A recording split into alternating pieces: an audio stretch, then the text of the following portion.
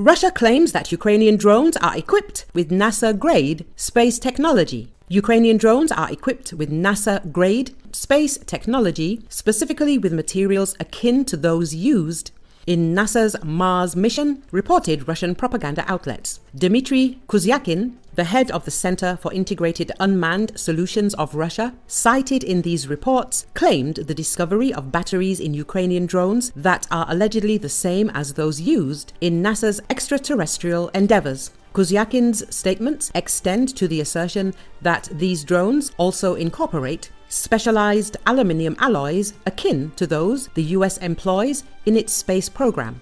However, no concrete evidence was provided to back these claims, leaving the assertions hanging in the air. Earlier, Dmytro Natalukha, the chairman of the Committee on Economic Development of Ukraine, said that the current situation in Ukraine, against the backdrop of a shortage of weapons and technologies in the bloodiest war of our time, once again underlines the critical role that the space industry can play in the national defense and security of our country. Therefore, when, in the second year of a full-scale war, I still hear from some representatives of the executive branch that space should be dealt with in peacetime, I understand that if this is not amateurishness, it is simply a lack of understanding of the basic cause and effect relationships in global military dynamics, the role of space technology in national security, and the potential for using space technology for military purposes.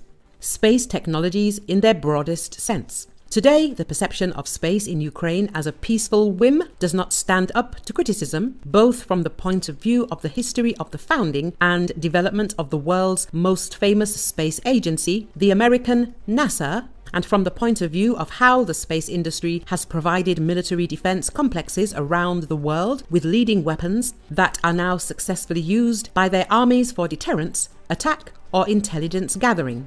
He added,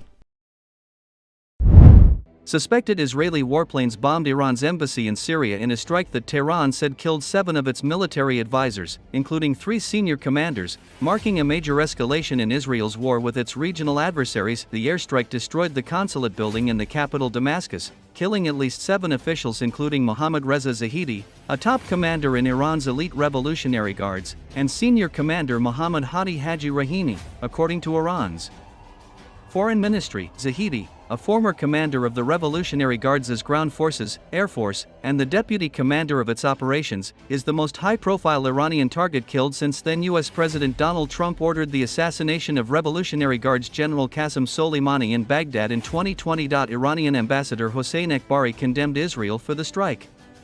Akbari vowed revenge at the same magnitude and harshness. Iran has asked the UN Security Council to hold an emergency meeting to discuss an Israeli airstrike that destroyed Iran's consulate in Syria's capital. Israel has carried out several hundred strikes on targets in government-controlled parts of Syria in recent years.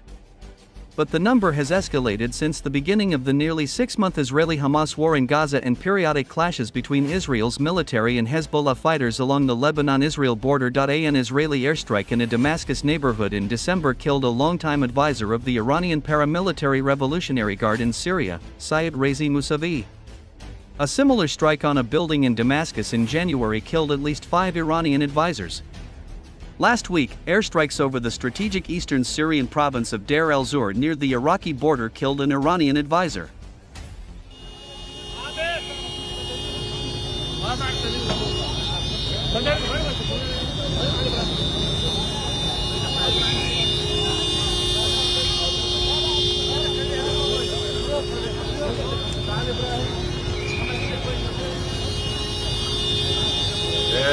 شباب انتوا هون موجودين من زمان في ناحيه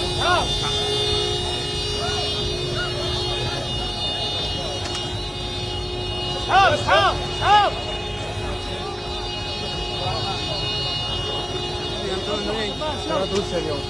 لا حبيبي لا حلنا لو سمحت لا تصور لو سمحت